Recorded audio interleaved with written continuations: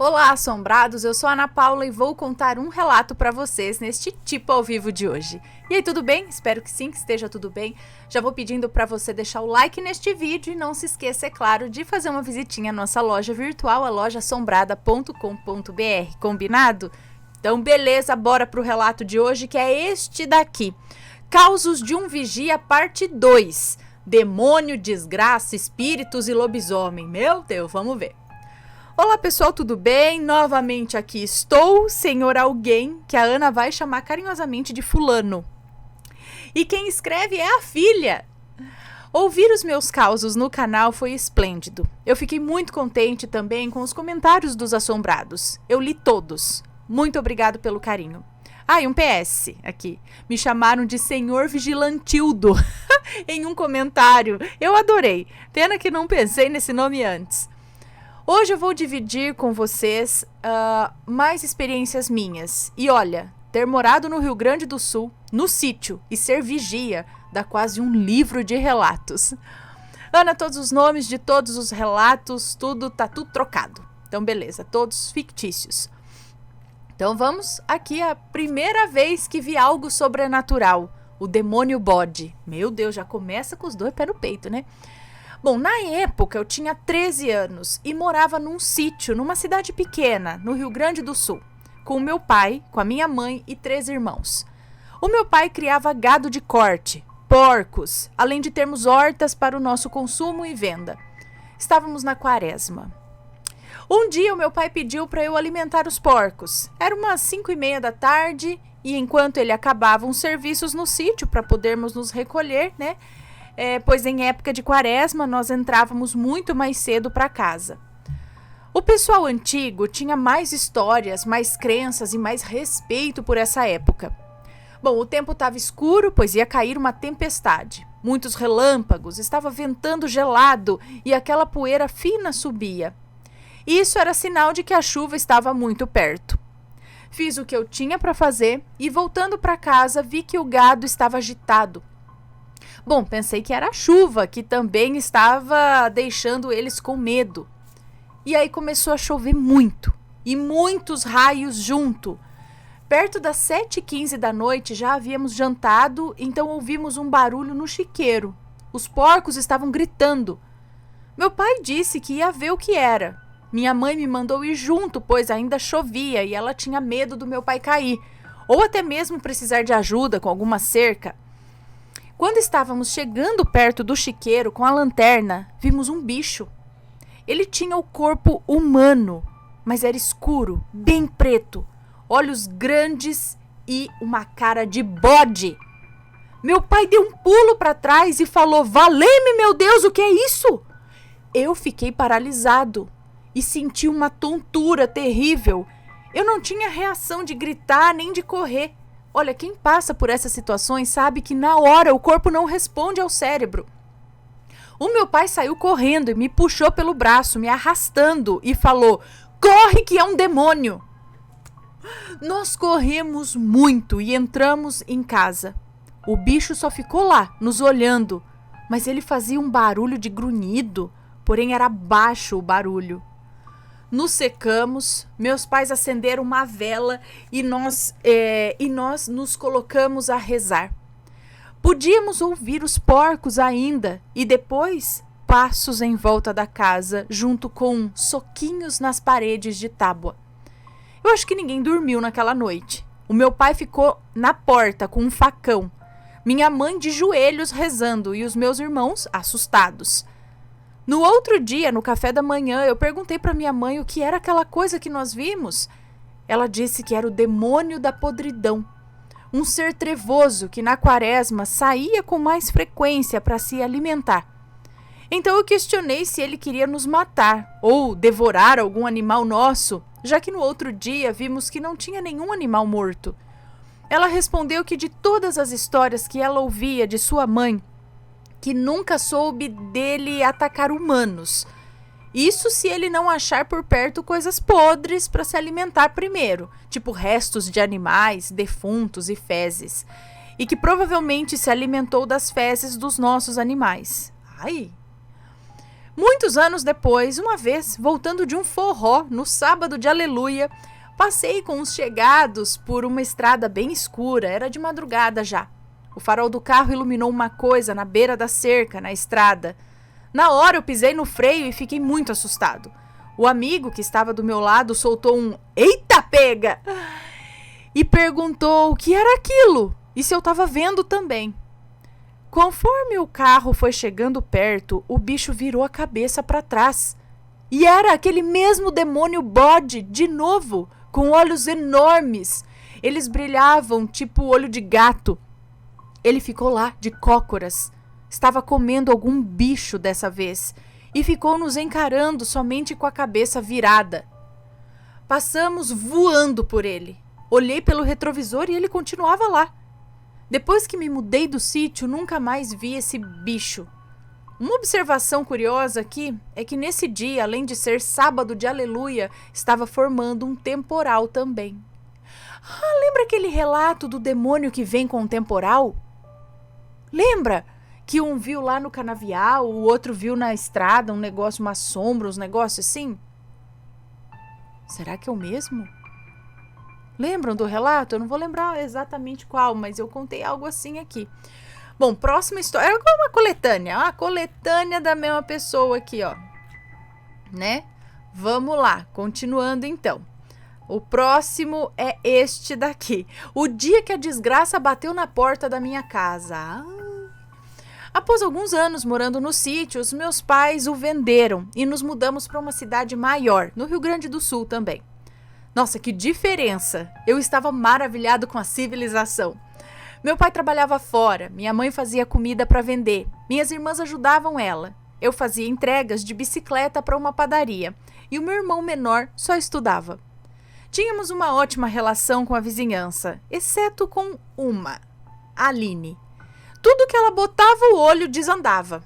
Ela era reclamona, fofoqueira, colocava defeito em tudo, invejosa, queria ter o que as pessoas tinham, mas sem pagar o preço por aquilo, né?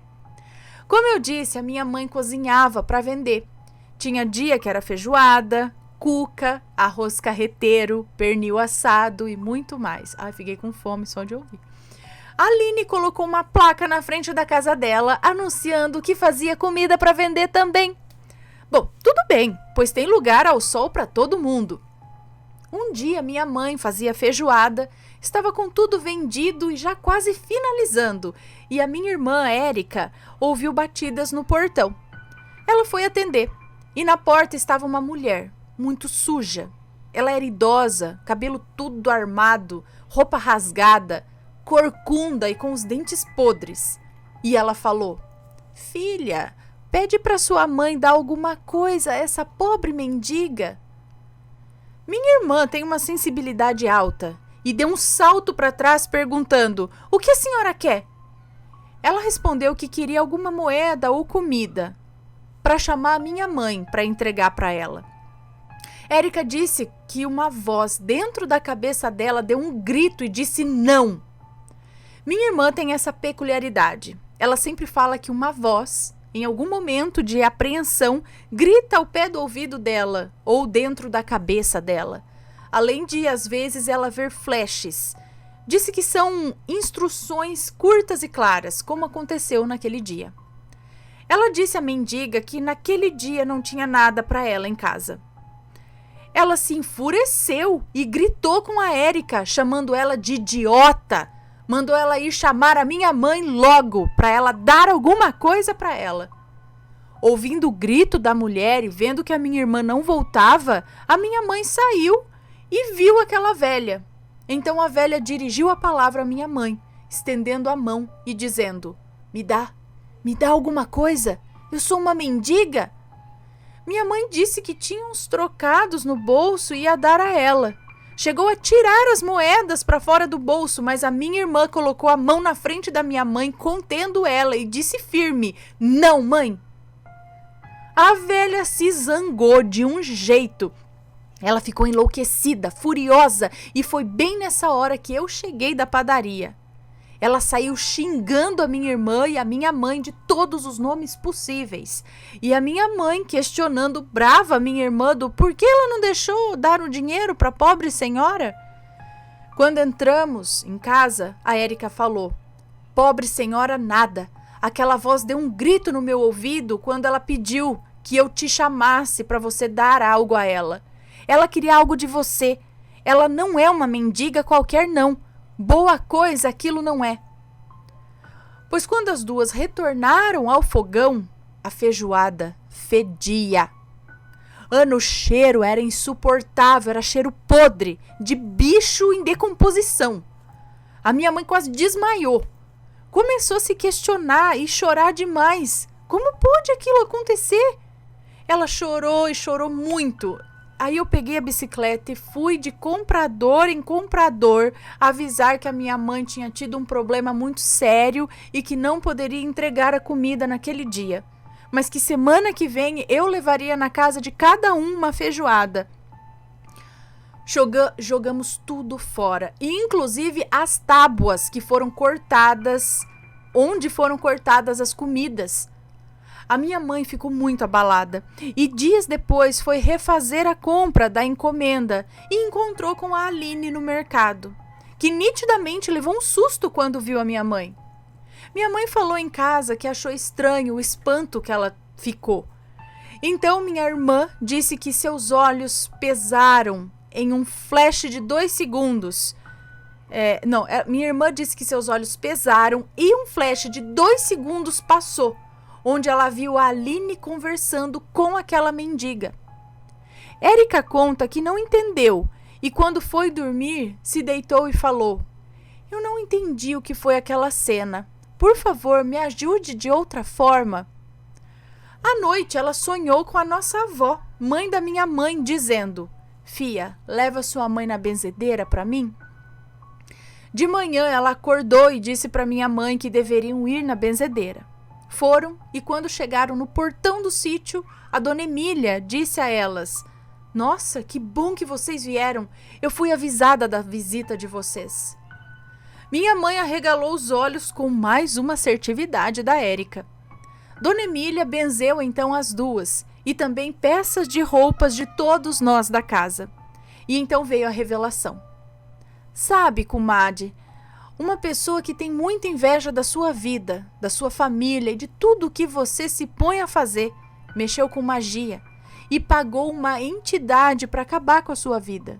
Tudo que a entidade precisava era receber algo de suas mãos, qualquer coisa, e então a desgraça estaria feita, você adoeceria e viria a morrer. Elas disseram que ficaram em choque e nessa hora a Érica teve o mesmo flash onde via a Aline e a mendiga. Ela disse para minha mãe assim: Mãe, foi a Aline. E a dona Emília disse: Isso mesmo, minha filha. Mas tudo caiu por terra. Só que infelizmente ela pagará muito caro. E as duas então voltaram para casa e nós continuamos a vida. Aline cada dia piorava. O marido foi embora, ela começou a passar necessidade e foi despejada, pois não tinha dinheiro para pagar o aluguel. E um relato bônus aqui. O meu irmão mais novo, Carlos, um dia ia cabular aula para ir para a cachoeira com os amigos da idade dele. Na manhã do evento, a Érica chamou ele e disse: Carlos, o Antônio, seu amigo, tá bem? E ele respondeu que achava que sim. E ela disse: Diga para ele que se ele não souber nadar, que não entre sozinho na água, é perigoso. Eu sonhei com o Antônio de regata vermelha se debatendo numa água turva. O Carlos, que já sabia da sensibilidade dela, ficou calado o dia todo. À tarde ele chamou ela e disse: Tata, nós chamamos as nossas duas irmãs assim, até hoje. Tata, posso conversar com você? E você promete que não fala nada pro pai e pra mãe? E ela respondeu que sim, que podia falar. Ele contou a ela que iam faltar na aula e ir para a cachoeira nadar. Mas depois do que ela disse para ele no sonho, ele ficou com medo e foi até a casa do Antônio avisar que não ia mais. E ia falar do sonho. E chegando lá, ele estava com um short cinza e uma regata vermelha. Eles não foram e certamente se livraram de alguma fatalidade. Agora vamos voltar para as minhas histórias de vigia? Vamos! Causos de quando eu era vigia no posto de gasolina agora. A mulher que brilhava. Vamos ver esse aqui. Numa noite muito fria, eu tomava café com um frentista, colega meu de trabalho. O posto ficava aberto das 5 da manhã até meia-noite. Das 5 da manhã até meia-noite. Então, até meia-noite eu sempre tinha companhia. Só que para acabar com a minha sanidade, as coisas ocorriam só após a meia-noite.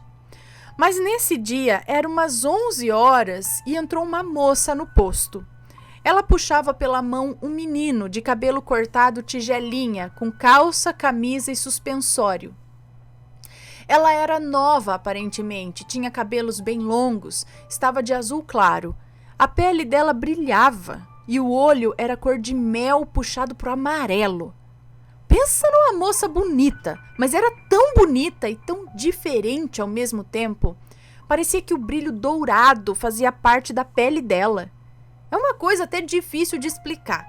Não parecia que havia sido passado por cima, mas sim vinha de dentro dela, esse brilho. Não é que nem passasse um brilho assim, tipo aqueles glowing, sei lá. Parece que vinha de dentro da pele dela, esse brilho. Gente, uma observação aqui. Ela não reluzia igual um lustre, tá? Era um brilho sutil, mas que dava pra ver na pele dela. Ela nos cumprimentou com a cabeça e perguntou onde poderia achar uma igreja, pois precisava batizar aquele garoto. Tipo 11 da noite? O frentista estava nitidamente boquiaberto e falou: "Quem é você, moça? É alguma brincadeira isso?" E nessa hora, com essa indagação, ela olhou para ele e respondeu: "Só me diga onde eu posso achar uma igreja agora, por favor. Eu preciso levar ele para casa, batizado." E apontou para o menino. O posto que eu trabalhei ficava próximo à entrada de uma cidade. E pedimos que ela fosse até lá. Mas nós sabíamos que àquela hora a igreja estaria fechada. Mesmo assim, explicamos para ela onde ela acharia essa igreja. Ela saiu de cabeça baixa. Ficamos pensativos com aquilo, nos olhamos e pensamos: gente, o que foi isso, né? De onde vieram? Fomos olhar o circuito de monitoramento para ver a cena de novo e pasmem. Mas eu e o frentista falávamos sozinhos o tempo todo. E o estranho é que as imagens da câmera ficaram ruins, parecendo quando a gente ligava um liquidificador e a TV ao mesmo tempo e aí a televisão chuviscava.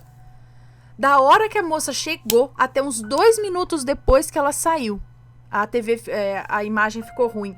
E então a imagem volta a ficar boa. Ele se benzia tanto que eu comecei a rir. E eu falei pra ele: "Fulano, fica feliz. Não vimos nada de assustador. Pelo contrário, ela era tão bonita que lembrava até um anjo.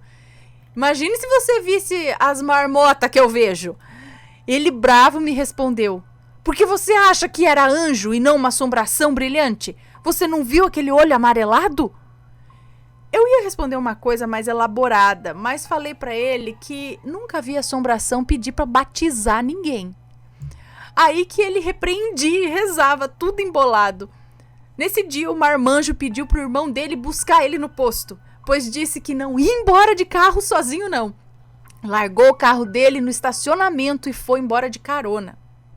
Ele ficou tão em choque com o ocorrido que no meio da semana chegou a comentar com a Caixa, Berenice, e mandou ela olhar as câmeras também, pois na gravação nós gesticulávamos, dava para ver que havia ou deveria haver uma terceira pessoa na cena.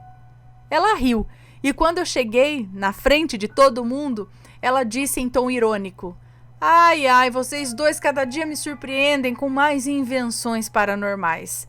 Tá tendo pouco abastecimento na noite, né? Tá sobrando muito tempo." Naquele dia eu estava estressado. Sou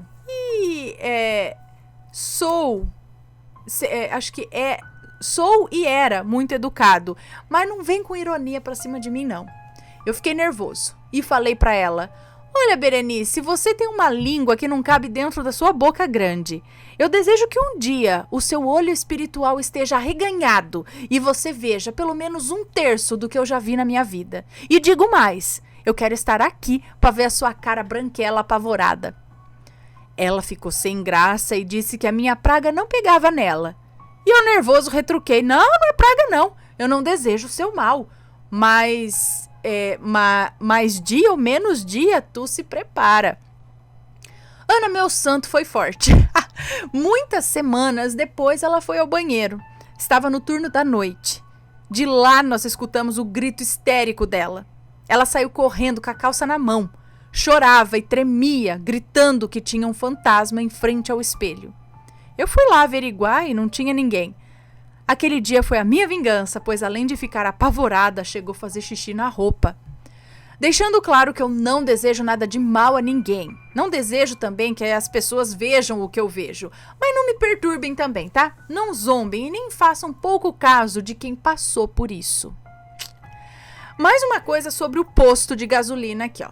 Um dia, um carreteiro entrou no posto muito assustado. Ele desceu da boleia com a esposa e já foi falando. Amigo, o senhor não vai acreditar em nada do que eu vou falar, mas eu preciso dizer mesmo assim. Meu Deus! Uma desgraçada de uma andarilha toda suja estava na estrada. Pensei que ia pedir carona, acelerei, pois podia ser uma emboscada. Ela só olhava fixo para o meio do nada, não se mexia. Olhei no retrovisor 3 segundos depois e ela não estava mais lá. De repente, aquela mulher apareceu correndo do lado do caminhão. Sim, meu amigo, correndo como um bitrem. Correndo. Ele falou, não, sim, meu amigo, correr com um bitrem e depois deu um grito. Ela correu com um bitrem. Um bitrem seria o quê? Aqueles caminhões duplos? E depois deu um grito horroroso e parou no meio da rodovia. Olha, eu não quero mais seguir viagem de noite, não. Meu Deus, eu vou ter um infarto. E aí ele colocava a mão no peito, assim. Dei água para os dois e falei que eu acreditava nele, sim. A esposa dele confessou que não acreditava tanto nas coisas que ele contava que via na estrada, mas que ver aquela mulher correndo páreo a páreo com o caminhão deles deixou ela apavorada, em pânico. Ficamos conversando muito. Eles disseram que não iam conseguir dormir mesmo, então eu aproveitei para contar os meus causos e ele os dele. Foi uma conversa paranormal interessante. Ele disse que era do Pará. Disse ainda que achou que o norte fosse assombrado, mas o sul deixou ele muito assustado. Olha, o mundo inteiro, hein? Agora vamos para mais um aqui. Causos na escola, ou causos da escola. Márcia. É um subtítulo aqui, subtítulo. Quando eu trabalhava na escola, presenciei muitas coisas. Mas um caso que me assustou pra caramba foi o dia que eu ouvi um barulho na quadra esportiva da escola. Já passava de 1 da manhã. Ouvi um estrondo, parecendo que algo caiu em cima de telha de latão, sabe? Saí correndo e fui ver o que era. Quando cheguei na quadra, vi nada mais, nada menos do que uma moça enforcada e o corpo balançando. Deus do céu, quase que eu infartei. Minhas pernas amoleceram. Eu fiquei com muito medo. Eu caí de joelhos e pus as mãos nos olhos e falei, meu Deus, ela estava viva de verdade ou já é um espírito? Na hora que eu abro os olhos, já sabe, né? Não tinha nada ali. Meu esqueleto todo tremia. Eu saí correndo e naquele dia não dei ronda mais. Eu me tranquei e fiz uma prece, pedindo que Deus e os irmãos da espiritualidade conduzissem a alma dela. Na semana, chamei um outro vigia do colégio para conversar e entramos no assunto que eu queria, que era se ele já tinha visto coisas espirituais por lá. E ele disse que sim, que ouvia passos, ouvia choros e vozes. Eu contei a ele o que eu tinha visto e ele perguntou como era essa mulher. E eu falei, e ele disse que já tinha visto ela chorando dentro do banheiro. Não satisfeito, fui perguntando aqui e ali, porque eu sou desses, que não leva curiosidade para casa. E descobri que em 1970, uma moça chamada Márcia, com apenas 15 anos, havia tirado a vida ali na escola, porque o namorado tirou sua virgindade e depois não a quis e depois não quis mais nada com ela. Triste, né? E tem mais um caso aqui, ó, professora do passado. Houve uma vez também que no começo da noite, por volta das 7 da noite, eu estava no portão da escola vendo o movimento. Já ia entrar, mas fui abordado por uma mulher alta com roupas muito diferentes. Ela estava de coque, com um vestido estranho, com uma cor desbotada, meia fina, usava meia fina, sapatinho e carregava uma bolsa tipo pasta. Ela me deu boa noite e me perguntou se ali era o colégio tal. Eu disse que sim, e ela pediu permissão para entrar, pois dava aula ali. E eu falei, senhora, mas a senhora vai dar aula só amanhã, correto? Esse colégio não ministra mais aulas noturnas há mais de 12 anos. Ela ficou com um olhar vazio, deu para ver que ela ficou confusa. Pediu desculpas pelo incômodo e saiu de cabeça baixa. O colégio é em uma esquina. Eu esperei ela dar uns passos e fui atrás, mas ao dobrar a esquina, ela já não estava mais. E eu fiquei pensativo, não senti medo, mas acredito que ela não era mais deste plano. Interessante, né, coitada? Ainda estava perdida. Agora mais relatos aqui, ó. A explicação do lobisomem abatido na fazenda do Mato Grosso do Sul, é isso? Agora não lembro. Bom, nesse caso eu vou explicar o que o dono da fazenda onde o lobisomem foi abatido sabia do bicho. Agora sim, gente, a gente tinha que ter um relato só para isso. Um relato só para esse. Eu acho que eu vou deixar esse para um próximo relato, que é a explicação, gente. É longo e eu vou separar, tá bom? Vou separar esse relato, vocês vão ver em algum momento aqui. Será que logo ficaram curiosos? Vou separar esses relatos. Só um relatinho extra aqui que ele deixou, tá? E ele disse, nem só de assombração vive esse homem aqui. A filha que está digitando todos esses relatos tem o nome que tem, pois um dia, em sonho, eu, fulano, visitei um jardim de lavandas e um anjo caminhou comigo e me disse, sua esposa espera uma menina. Ela será sensível, porém tão forte. Uma criança cristal, cuja missão na terra será amar. Sim, dar amor e perdão aos humanos para que eles evoluam. Bem-aventurada e abençoada seja a fulana. Eu acordei na hora, feliz e sentindo a presença ainda daquele ser de luz. Minha esposa sequer sabia que estava grávida e quando ela nasceu, demos o nome que o anjo a chamou. Bom, é isso, amigos assombrados. Nossa parte 2 termina aqui. Esse relato já estava prontinho e ontem à noite, depois de meses, me ocorreu outra situação sobrenatural, mas ficará para a terceira parte. Beijos do alguém e da filha. Beijos para vocês, muito obrigada. Então, só vou ficar devendo aqui, fiquem ligados para que eu vou colocar em outro relato aqui a explicação do lobisomem abatido na fazenda. Beleza? Beijos e fui. Tchau, tchau.